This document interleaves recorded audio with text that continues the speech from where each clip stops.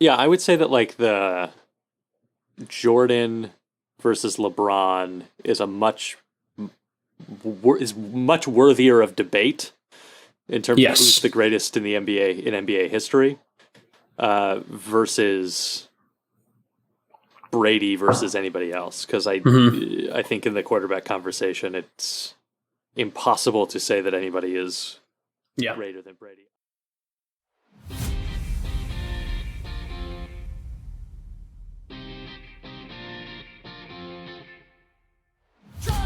It's Baseball at the Corner. This is the Michigan in Trouble podcast with your hosts, Alex S. Freeman and Luke Jaconis.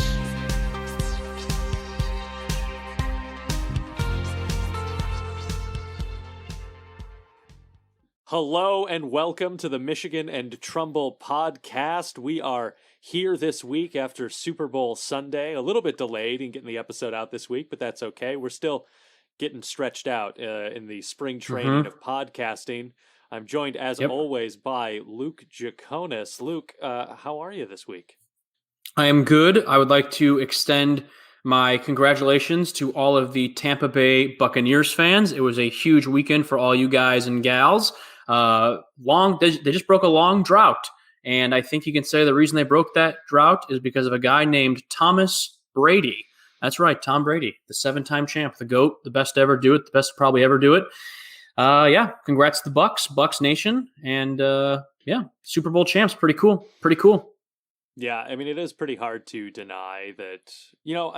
People like to hate on Tom Brady. I admit that I'm not the biggest Tom Brady fan, just in general.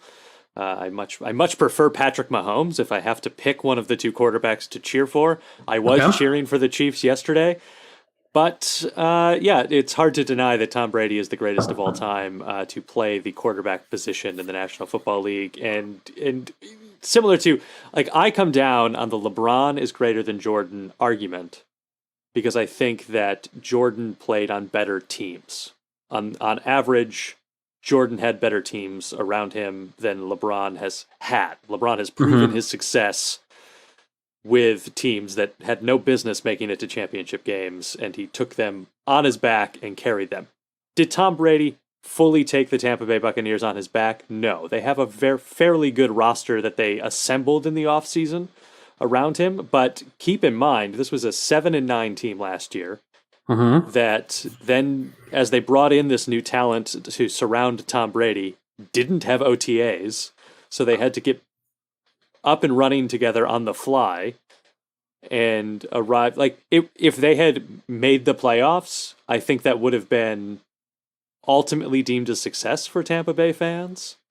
That similar to LeBron going to the Heat and they lost in the NBA Finals that first year of the trio.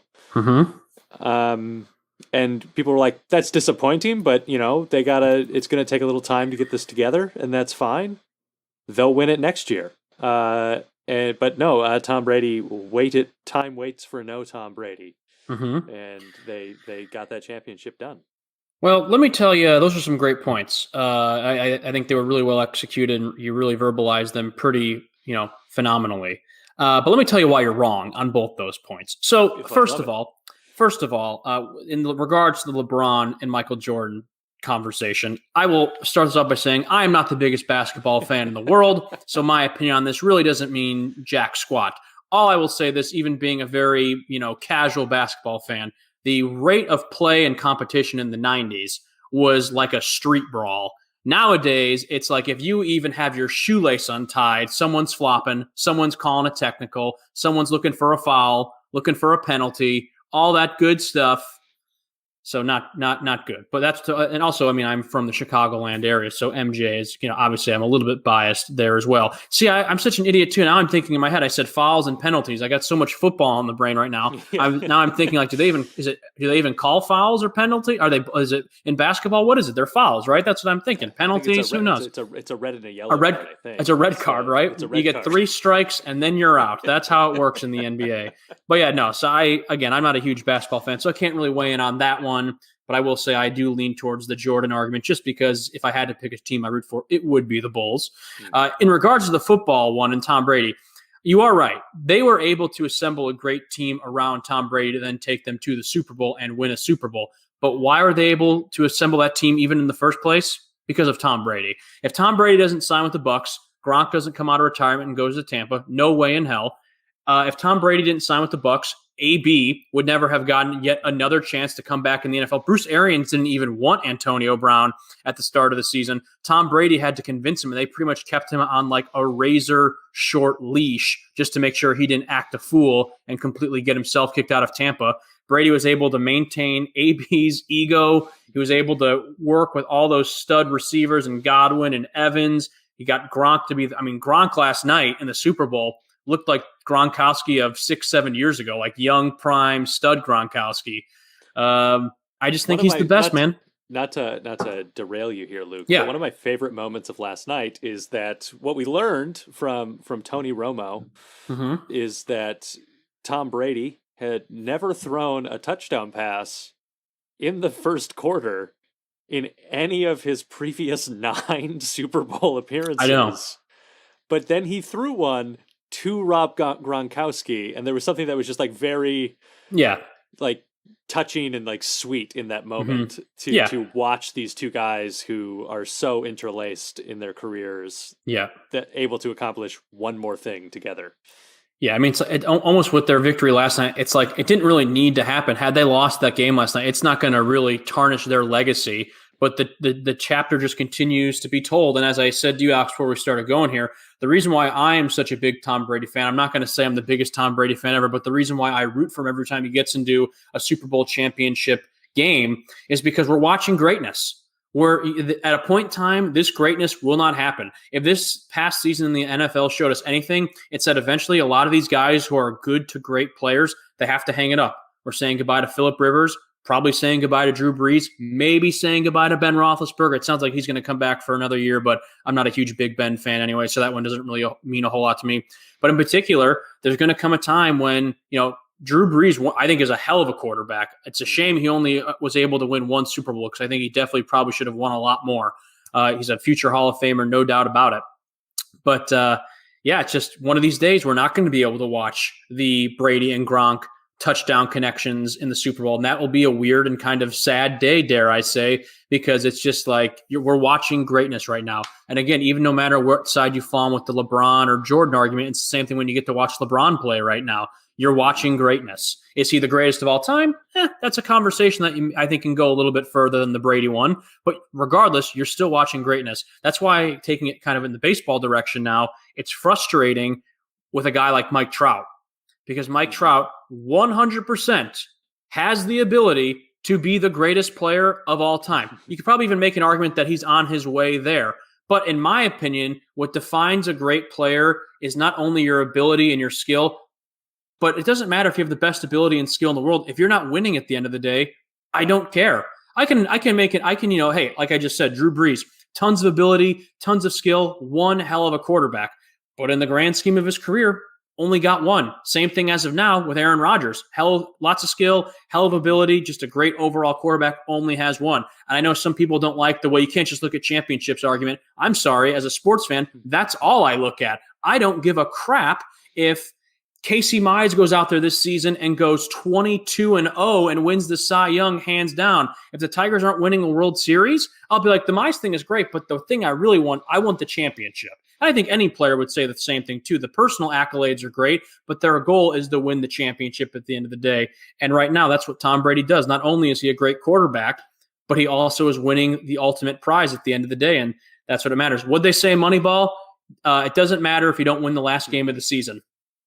Yeah. And Brady does it. So that's my little tangent there. The Angels need to get better because Mike Trout deserves better. Point blank, period. I mean, Mike Trout probably just needs to head up to Echo Park as opposed to yeah.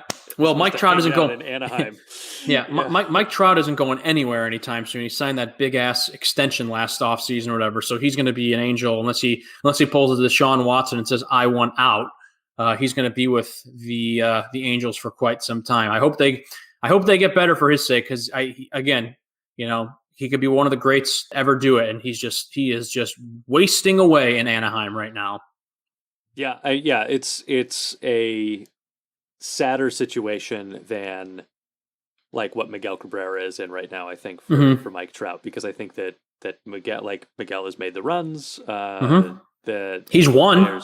He's won. There's signs of a future to cap his career in Detroit for Miguel. Yep. That I think that there is certainly in the final year or so of his deal. The expectation is that they will be competing for the championship, if not winning it, and that just isn't the case in Angel Land. And it's even crazier because the Angels on paper are in a much better position, I would say, right now than the Tigers, at least on the offensive side of things. The Angels' biggest Achilles heel is the pitching. Boy, if these pitchers pan out for the Tigers and they could somehow get that Angels lineup, done deal. Let's plan the parade now, but that's obviously a lot of what ifs and hypotheticals. You just can't swap an entire 9-man roster. Maybe it could. It'd be one huge deal. But if anybody can do it, it's Al Avila, the greatest general manager of all time. Al, yeah, he's doing something. Let me ask you this question real quick, and then I know we want to get into our show for the day. But you're obviously a diehard Detroit sports fan, in case you can't tell by your getup you have on today. I also repping my Detroit Tigers, as we know, though, because that is the old school logo that I love. It's got a baseball tee feel to it. So yeah, it's not a short sleeve, but not long. It's that perfect length. The baseball tee is phenomenal. Love the old school logo. You got the orange and it's actually a navy blue. Kind of looks gray on here, but it is a navy blue. Anyways, the listeners are like, what the hell are they doing right now? I'm showing you guys what t-shirt I'm wearing. Go to our Facebook or our YouTube page, and you can watch the video version of the show and of me modeling. You can see Luke's beautiful Tigers baseball tee. I got it for Christmas. Thank you very much, Santa Claus. What I wanted to ask you real quick, Alex, obviously you're a big Detroit sports fan, no brainer. I'm a big Tigers fan, love the Bears for football. That's where I swing when it comes to football season. Our teams combined, Bears, Tigers, Lions, Pistons, Bulls, they're just not great right now. So watching a team last night like Tampa Bay get their win after sucking for so many years, does it not give you that little feel of hope and optimism as a sports fan? Like, holy hell, this team that's been in the basement for so long just did it. Now, does it take getting a guy like Tom Brady to pretty much pluck you from obscurity and bring all his buddies with to do it? Or is it just still that pipe dream that you're like, man, I mean, because we've never seen our teams win. Well, Luke, I don't think it takes a Tom Brady, but I do think it takes a Jared Goff to get yourself into Super Bowl contention. No, I don't think the Lions will be. I'm about to Jared scoff at that comment, because if you think Jared Goff has taken those Lions to the Super Bowl, you got another thing coming. Well, I do think he will take them past the Bears. Well, yeah, because right now the Bears are thinking about going after Carson Wentz. What? Why would that even be on? If there's a chalkboard, let's say, or a dry erase board of when they're in the meetings room of guys they want to target, there's like Deshaun Watson, pipe dream guy, probably more of a middle of a road thing that's more likely like a Jimmy Garoppolo, a Marcus Mariota. Maybe then your third thing is re-signing Mitch Trubisky. Then your fourth guy is the guy who comes in and cleans out the offices at the end of the season. The fifth guy is the guy who sells hot dogs up in the grandstand. The sixth guy is the guy who's in the mascot of the Bear. The seventh guy is Mike Ditka. The eighth guy is me. The ninth guy is Carson Wentz. Yeah, I think that's about right. Yeah, that sounds. I thought of all those names off the top of my head, and I was like, I hope I can keep doing obscure people, because I don't want to. I almost offered you bringing Joey Harrington out of retirement. Great. Give me. You know what? I will take the foot of Cody Parkey to be the quarterback. Can we do that? I don't want Carson Wentz. And I'll be the first to say, if they sign him in a year from now, he's taking them to contention in Super Bowls and playoffs, I will eat my words. But that dude is injury prone, barely can get through a full season healthy, and I don't want him. I would much rather have Jared Goff, in all honesty. I don't want Carson Wentz. Yeah, I mean, I think that the thing that is exciting about the Jared Goff deal in particular, and like it does give Yes, to actually answer your question, not in a joking way. Yes, watching a team like Tampa Bay go from 7-9 to winning a championship. Obviously, I think that the way in which they did it, the total dominance, does come with a guy like Tom Brady coming into your organization. But Tom Brady, the greatest of all time, but was this year the greatest version of Tom Brady? Maybe not. I think that there were certainly. He looked more mortal as a quarterback this year, and so I think you can. He is 43. Make some comparisons to some of these guys that are not, that are not the greatest of all time coming in. Guys like Jared Goff, guys like Matt Stafford going to Los Angeles. I think that that's a great deal for them, and I think that good for Matt. Go win a ring. We got to watch Ndamukong Suh win a ring last night. That was great for us Lions fans. As complicated a legacy as Ndamukong Suh. I was going to say, thank God he didn't. Thank God he didn't have to like beat the crap out of somebody just to do it. Not in sense of like football field, like brawl them when the refs aren't looking. But yeah, I guess good for Ndamukong. But I do think that like the thing about the Jared Goff deal that is exciting is the draft picks that came with it. The fact that they were able to kind of get Matt's salary off the books, and now they have some pieces available to kind of build, because what I think that Tampa Bay shows is that you don't need a bunch of superstars to make that turnaround. You need a guy who can get it done for you, and then the right pieces in the right spots. And I think that Detroit has now set themselves up, if the front office, and like all Detroit franchises, I have no confidence in the front office. That's fair. They are now at least set up in a position that they can put it together if they want to. But I don't know that they quite have the football intelligence required to put it together. And I say that not saying that like I have more football intelligence than these guys. I think there's like 6 guys that have the football intelligence to really make those correct moves, and none of them work for Detroit right now. It's just hard, too, because of the Tom Brady argument, like I said earlier, with Tom Brady going to Tampa, he was able to single-handedly bring guys like Gronk and Antonio Brown in. With all due respect to Jared Goff, I don't think he has that kind of, that essence of being like, I'm Jared Goff, come play with me. A guy like Aaron Rodgers could probably get away with that. Russell Wilson could probably get away with that. And I think they're actually talking about that this morning on, it was like First Take or Sports Center, whatever I was watching. But that how like some of these guys who only have that one, that should probably have more than one Super Bowl championship, they need to start kind of going out there and politicking a bit and be like, look, come play with us. But, even when you look at some of those guys on paper, like a Russell Wilson, he's got DK Metcalf, Tyler Lockett, Chris Carson. Aaron Rodgers has arguably the best wide receiver in football in Devontae Adams. It's that matter of, can they get over that hump? And I know both those teams had issues, and by no means were the Buccaneers a perfect team. I just think they got hot at the right time. The veteran leadership of Tom Brady went into full overdrive mode, and the fact that he was able to bring in so many of his buddies and pals. Hell, I won't be surprised next year if we see Danny Amendola or like Julian Edelman down in Tampa. Brady said after last night they want to run it back, so we'll see. I'm happy for your Lions. Definitely did win that trade, by the way, with the Rams. I think that was great. Can they not blow the draft? We'll see. I don't think the Lions have the best history of that, with all due respect. As for the Bears, like I was saying, they're a mess. They got a quarterback crisis. They pissed off their best receiver in Allen Robinson. The defense is, I feel like, getting worse and worse each year, even though they have some of the best guys on defense in the NFL. Khalil Mack is pretty much being wasted. I feel like Akeem Hicks more or less the same. Robert Quinn is just absolutely atrocious last season. I do like Roquan Smith, though. I like him a lot. And David Montgomery is a hell of a running back for the Bears. So if they can block for him, that is. That's the football talk. Sorry, we went on a real tangent there, but I was just, it's a Monday after Super Bowl. You gotta. Exactly. And one last thing on the Lions thing the Lions trade that I'll be watching is if they don't draft a guy that they declare the quarterback of the future, then I don't think they won the trade. I think that you need to use your high first round pick to take one of the quarterbacks that you have decided is your guy to do an Aaron Rodgers behind Brett Favre kind of thing, and not that Jared Goff might be Brett Favre. That might be a fine comparison in terms of like greatness levels.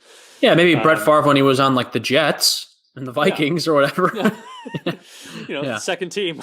Yeah. But like a very capable quarterback, good guy to learn how to game manage from, how to make the right choices in the pocket. I think that Jared Goff is a fine quarterback. But he's not the guy that we're going to go win a Super Bowl with, and so he needs to be there for 2 years.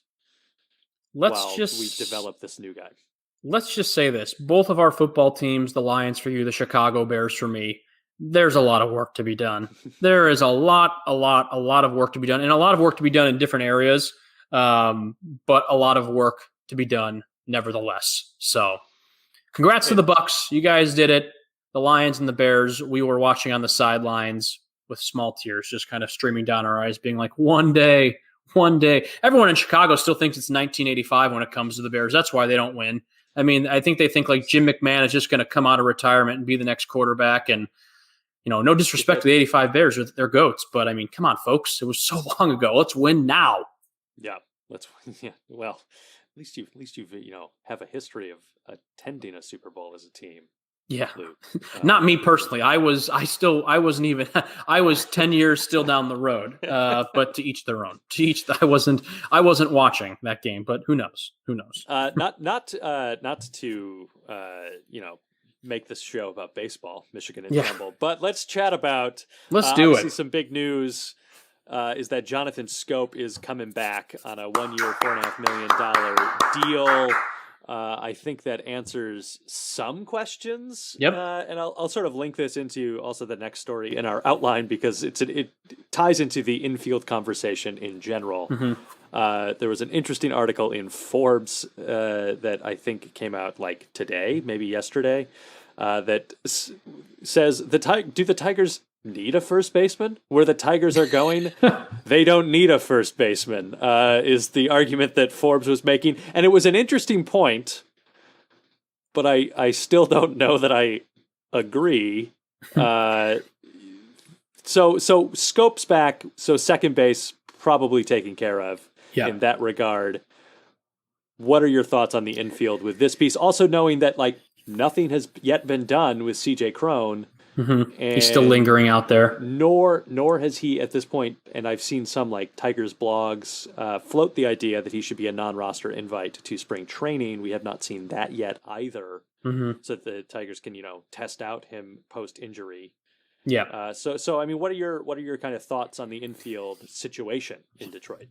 Yeah, so I'm glad we actually were able to do this show a little. I know we usually do our Saturday recordings. I'm glad we waited a few days. I think the Schoop story broke on Friday, I want to say, but I was glad. I'm glad we're talking about this now because we have a little just better idea of what's going on. So you said it perfectly. I think Schoop is going to be the starting second baseman.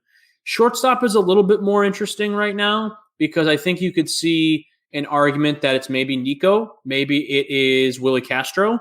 Third base, I'm going to kind of change my tune from last week. As it stands right now, after kind of looking at that article and just kind of the way things are going, and I could be totally wrong on this. They could go out and sign a first baseman tomorrow, and then this point would be moot.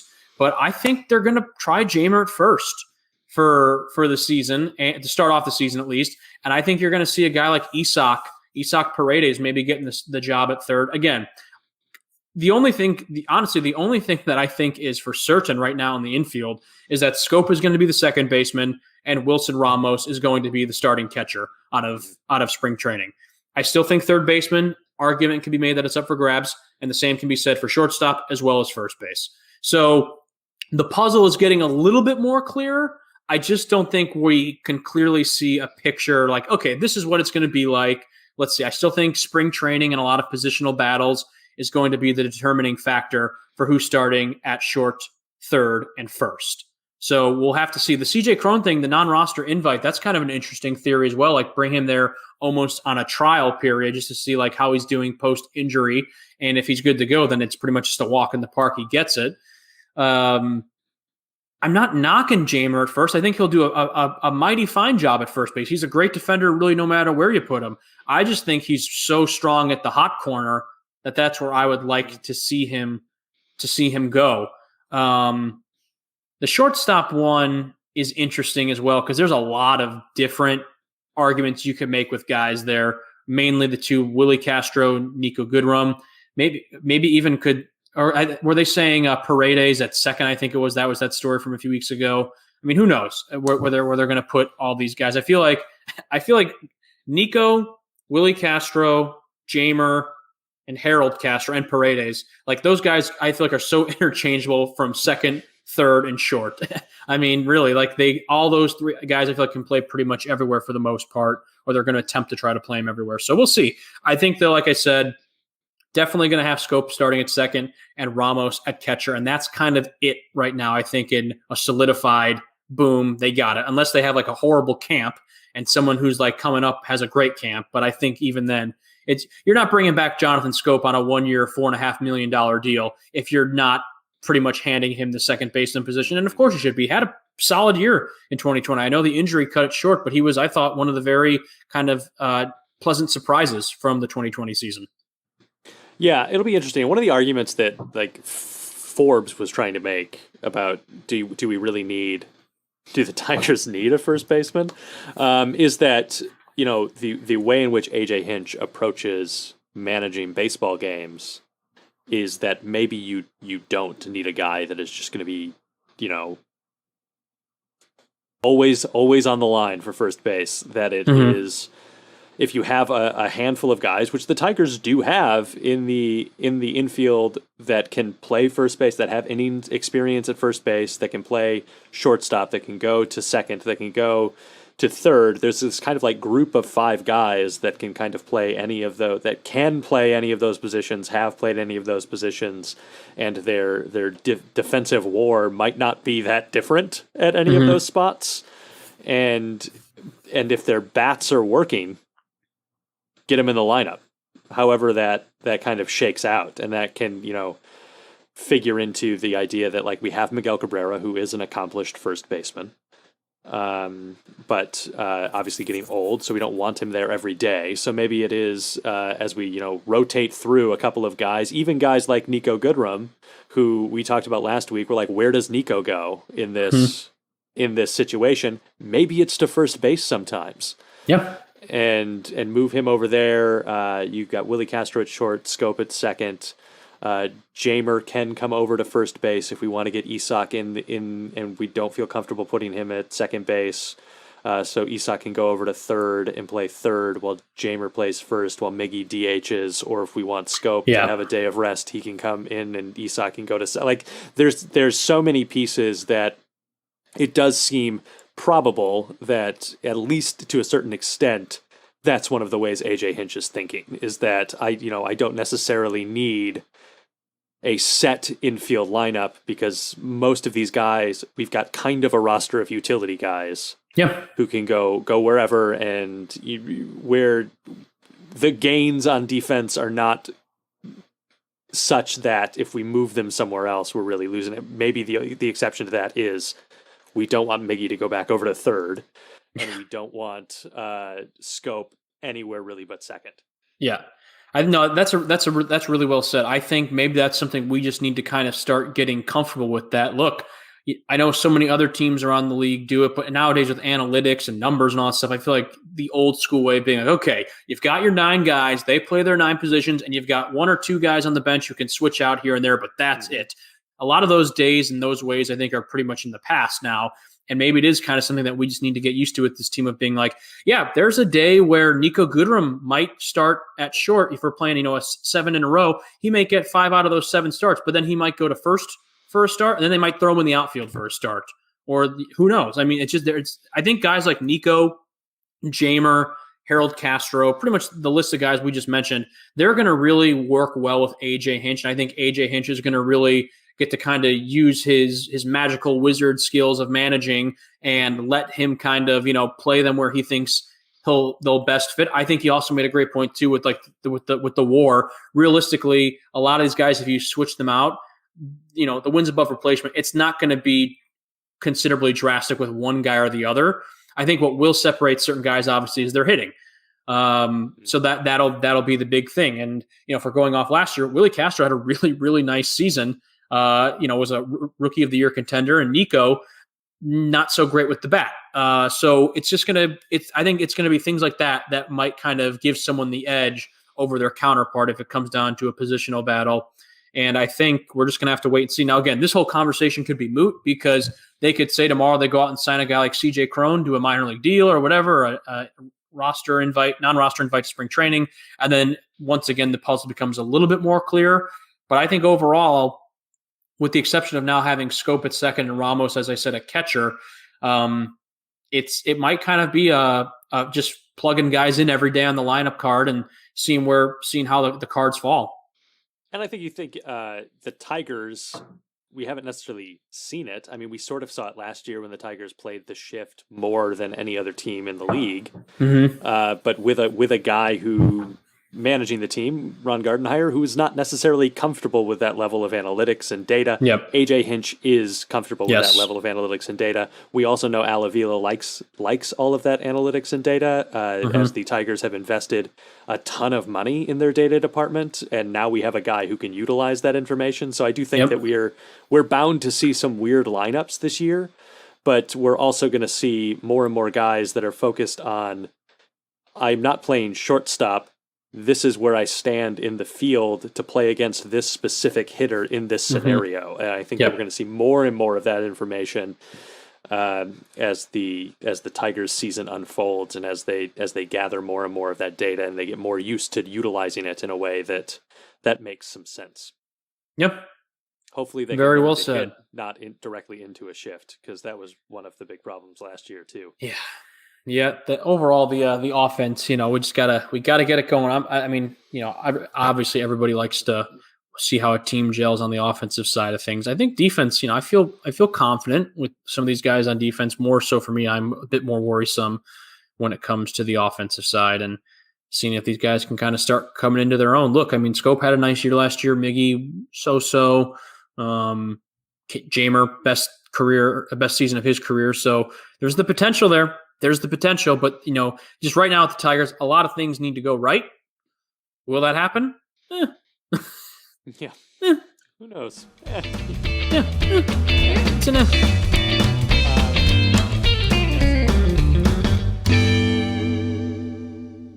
speaking of, the PECOTA projections came out, and their sense of the Detroit Tigers is not great. Not great for the Tigers of the PECOTA projections. Since we were talking about the infield, let's kind of stick around there for batters. Here is the full list of Detroit Tigers that PECOTA thinks will hit above league average this year. Are you ready? It's a long list. Everybody settle in.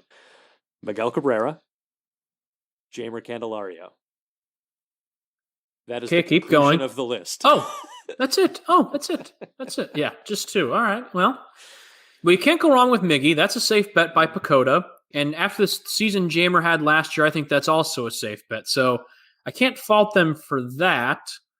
I can't really fault them for not picking anyone else either, because there's a lot of guys that are still pretty unproven or have had opportunities and really haven't been all that great or very just mediocre. So yeah, that's fair. That's fair with PECOTA. And there is it's kind of, there's a cluster of guys that are right around average, that are not that far off of league average, which if you are getting on base, that's great. As we to continue talking about Moneyball, that's what matters, right? Getting on base, getting guys. Walks are as good as hits. It's a little bit meh on Ramos and Grossman. Obviously, we would like to see some production out of particularly Grossman as that's where kind of the Tigers spent the most money. He's our multi-year man. We expect big things, Robbie. You're the multi-year man.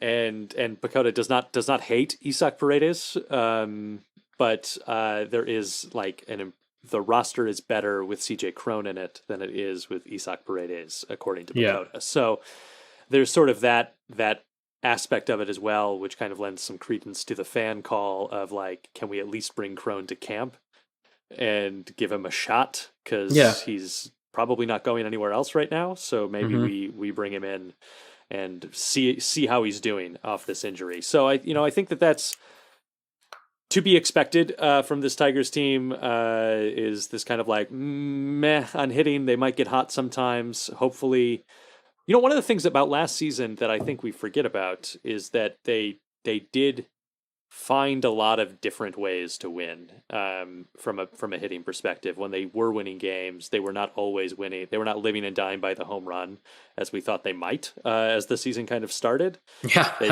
did those were the find glory ways days to win games where they didn't hit home runs. Yeah. And so there is kind of that potential exists within the roster. I don't know that we've seen it come to fruition yet, but hopefully again with this new coaching staff that we can kind of see them hone in those skills that we've saw bursts of in the past year. Yeah, I mean, it's hard to say because there's still just a lot of unknowns with just some of these guys. We don't know how Isak will do in his second year. We don't know how Willie Castro will kind of do in his second go around. I mean, there's just a lot of look. That's the narrative with this team. They're a young team. The potential is there, no doubt about it. There's some guys on paper who look really, really good, but now we're getting closer to that time where it's some of those guys we need to start seeing some progression and overall some improvements. And it's as simple as that. So I'm really excited, though, to see so many of these guys come out of the roster is a lot of fun. There is obviously that kind of young hype and buzz because we're finally getting to see some of these prospects that we've been hearing about for years. So that's great. But like I just said, we also need to kind of keep moving forward. We can't continue to these 60-game win seasons.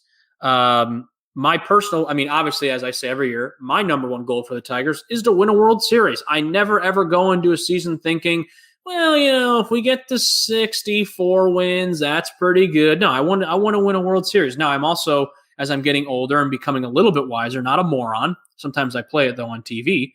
And I would just say that it would be nice to see them really on a more realistic level start inching closer to that 500 mark. They still got long ways to go. Long ways to go. They haven't had a winning season since 2016, and every season since then, I don't have a lot of the records off my head, but I think it was 2017 and 2018. I want to say they were 64, 98. 2019 was the monstrosity of 2019. And 2020, we were on a shortened schedule. So there really hasn't been a lot of progression these last few years. And it's hard to really look at the 2020 season. I know at times there were bright spots, but when you're only playing 60 games, it's really hard to get a grasp on where would they really have ended with a 162-game season. So This is going to be a really interesting year. I think we've assembled a great coaching staff to kind of take us to that next level, hopefully. Love the AJ Hinch move. We've been saying it all offseason. I think he's the guy to do it. And there are a lot of fun pieces with this team. I know we're going to get into the pitchers in a second, but especially on offense, I can't wait to see how Jamer follows up next year. I can't wait to see how Willie Castro follows up that, he was in the conversation for Rookie of the Year last season, what his, next kind of act is as we approach the 2021 season. And then, the outfield is kind of a logjam right now. I think that with Schoop getting signed, they had to designate Travis Demerit for assignment. I haven't heard if he's cleared waivers yet or if someone snagged him. But as last time I had heard, at least he had been designated for assignment. So we'll see. I know we just kind of talked about him on last week's show, but we like Travis. We just, it's kind of we don't need to get into the whole outfield debate again. We got into it all last week. There are a lot of guys vying for the right field spot, and it's just kind of like only one of you is going to get to play. So figure it out in camp. Compete, work your ass off, and may the best man win. Yeah, I think that's that's the thing with this team is that they're all young guys. It's an exciting time. It's going to be fun, and I think that is particularly true of this pitching staff. We've got a lot of hot young prospects, and here's who PECOTA likes. Another long list for you. Another long list. Okay. I mean, this one is relatively long based on. Can I guess? Yeah, please.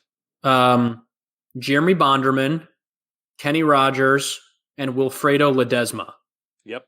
Those are the guys. All right. That's it, guys. Thanks for tuning into this week's episode. Kenny Rogers, the country singer, not Yes.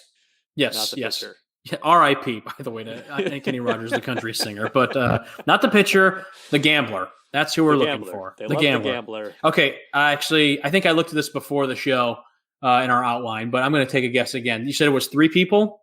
Yep, 3 guys. Of the starters, 3 starters. Of the starters. My Scooble Boyd. That is close. It is Boyd, Scooble, Matt Manning that Matt PECOTA Manning. likes. Okay. So it'll be interesting to see Manning make that debut. I think it's going to be awesome. We're excited about it. PECOTA likes him. Looks good there. And PECOTA does not dislike Casey Mize or Spencer Turnbull. The way that to phrase it is that it is skeptical of the two of them. That these things might be, which is interesting because I am personally more skeptical of Matt Boyd than I am of Spencer Turnbull. Yep.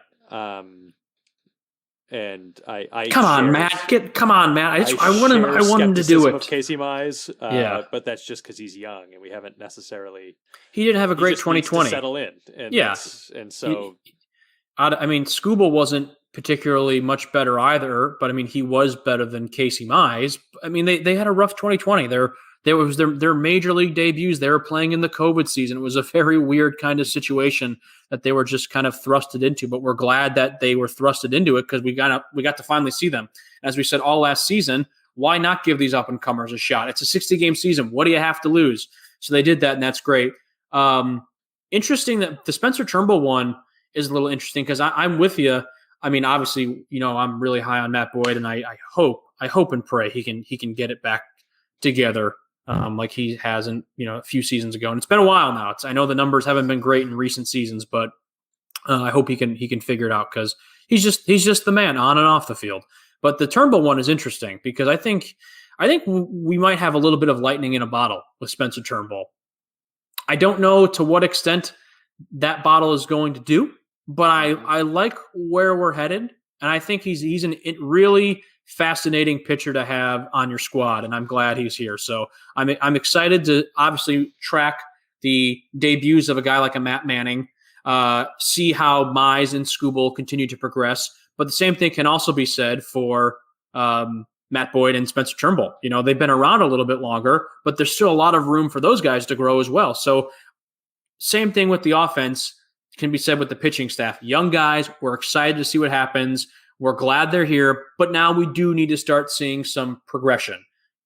It's time. We need to see it. So let's see what you got. I think especially with guys like Boyd and Turnbull, with Chris Fetter joining this coaching staff, I think that those are the two guys in particular that I'll be watching to understand if the hype around Fetter is what it should be. Because you think about those guys, they're not like learning to pitch in the major leagues. Yeah. And so unlike Scooble, Manning when he makes his debut, Mize, who I anticipate will still have some outings that are just like they're going to get blown up.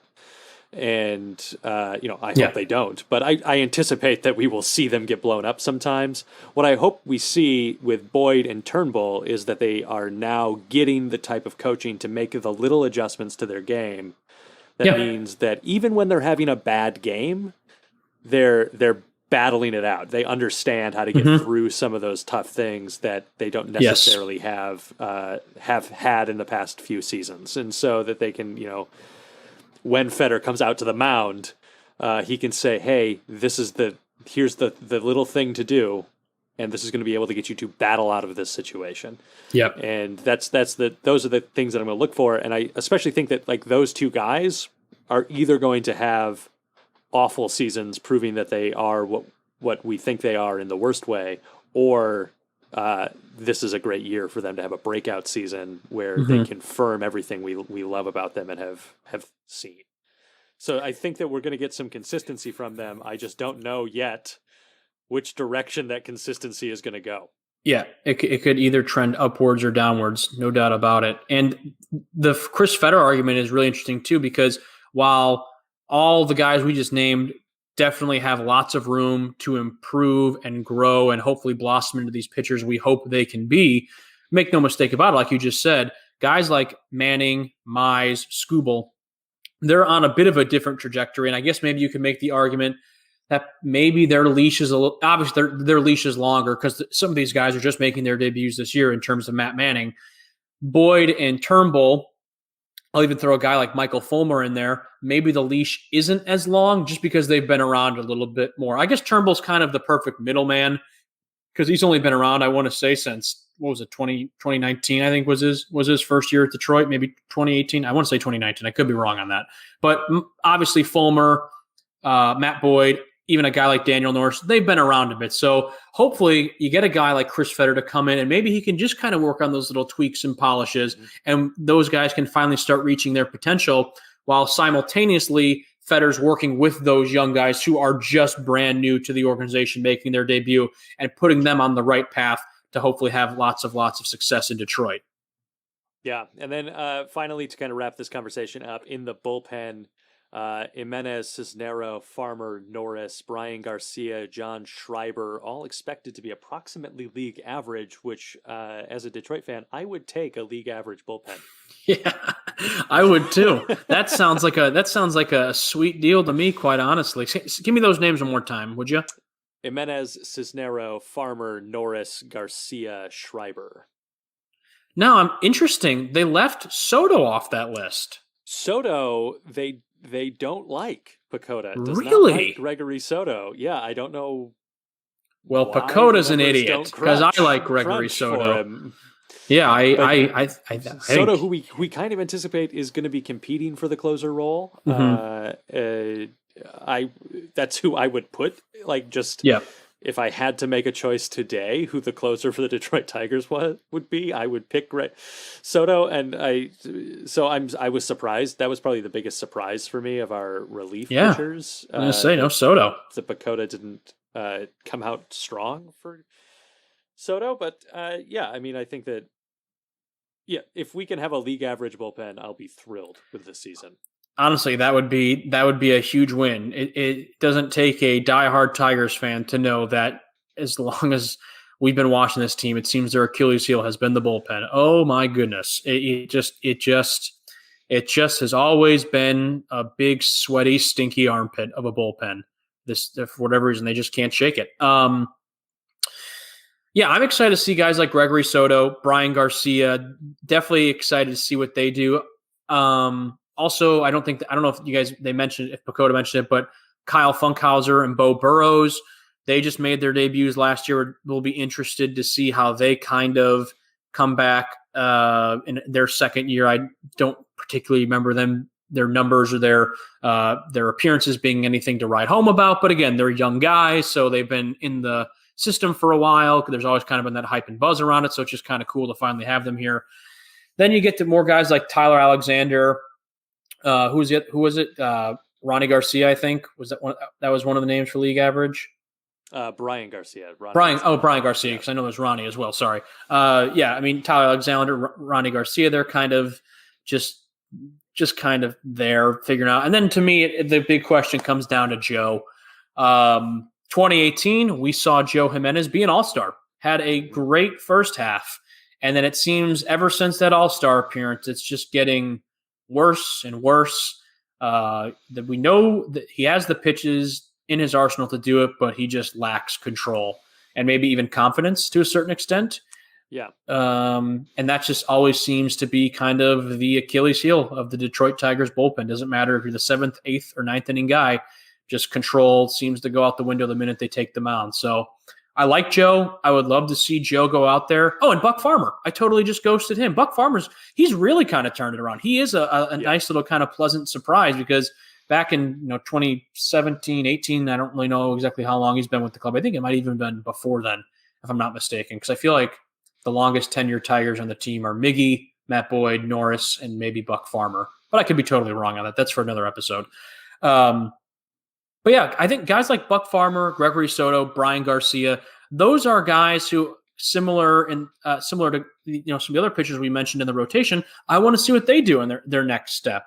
They had decent enough to okay enough 2020s where I'm like, okay, there's maybe some potential here. Let's see how they build on that in a full 162 season as we approach, April. So yeah, those guys I'm excited about. Joe, who knows? Like I just kind of said. Then there's some other guys too. It's kind of like, we'll see what happens. I'm not going to hold my breath on guys like Ronnie Garcia and Tyler Alexander. Yeah, I mean, I think the biggest thing for me with our bullpen is, can we be less reliant on it as well at the same time?